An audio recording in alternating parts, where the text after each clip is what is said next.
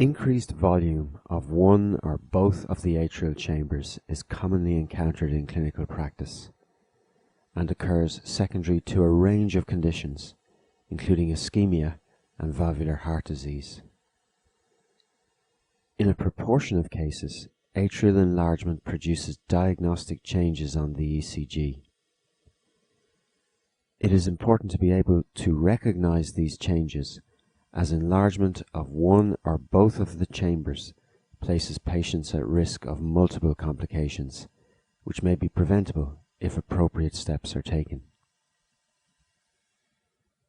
This is a two-dimensional schematic showing the normal right and left atria, the cardiac conducting system outlined in grey, and a single large square taken from the ECG readout of lead 2.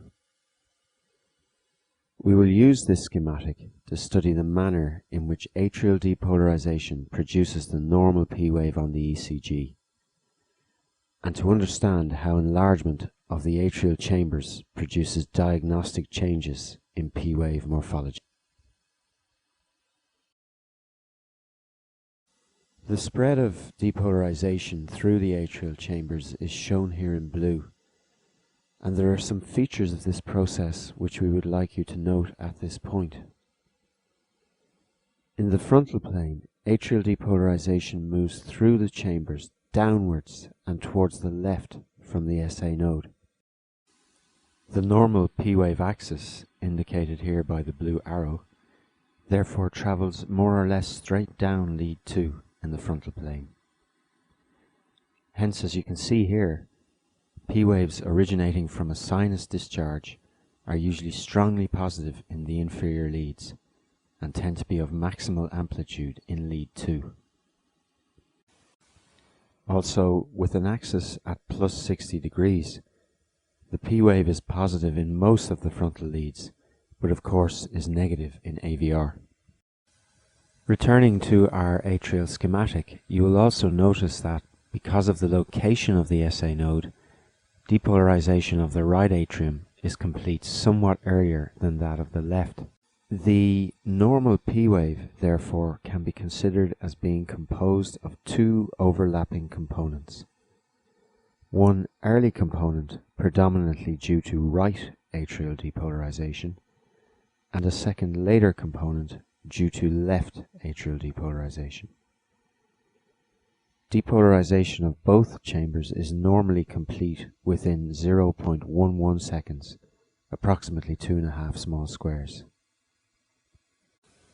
This simple concept of the normal P wave as a composite of two temporally separated depolarization events becomes important when we go on to consider the changes in P wave morphology associated with chamber enlargement.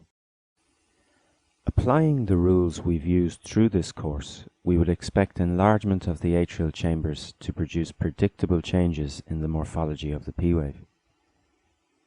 This is indeed the case, and criteria have been established for the ECG diagnosis of atrial enlargement.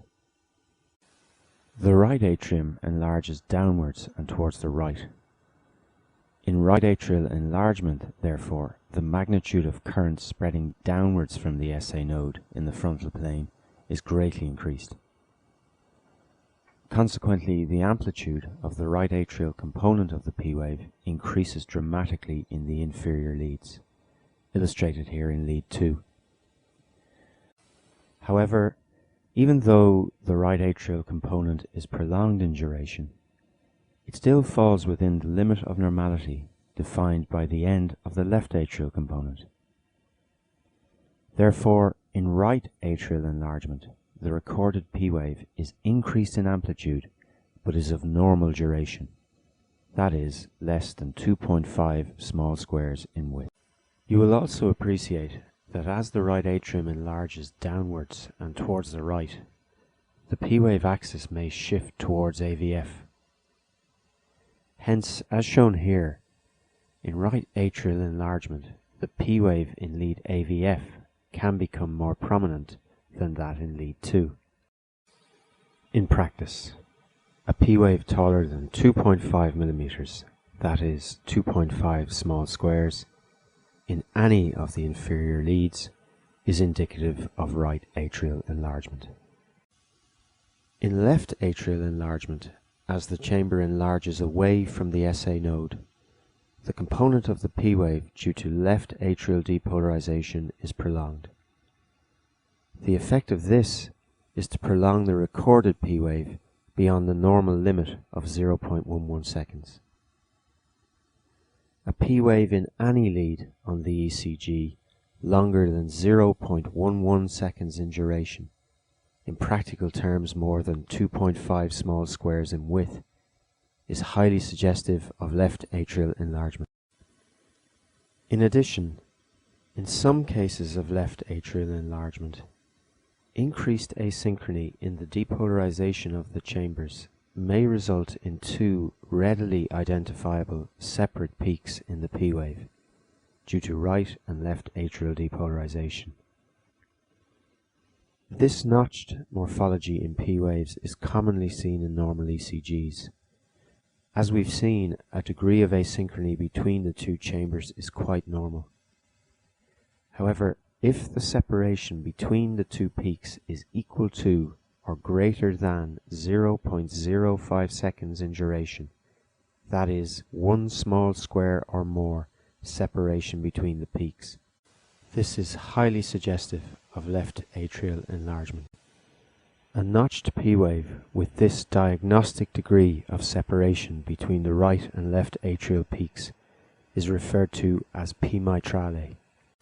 True P mitrale, as defined here, is very specific for left atrial enlargement. P waves are generally positive in the chest leads, but tend to be of low amplitude, as the spread of atrial depolarization is less prominent in the horizontal plane compared to that in the frontal plane. However, one point of note in these leads: as the left atrium lies somewhat posterior to the right chamber, left atrial depolarization moving posteriorly and to the left may produce a small negative terminal deflection in the P wave recorded in lead V1. This is observed in many normal ECGs.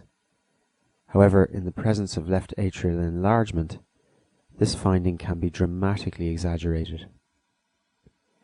Enlargement of the chamber is usually directed posteriorly and to the left, and this can result in a very prominent negative terminal component to the P wave in lead V1.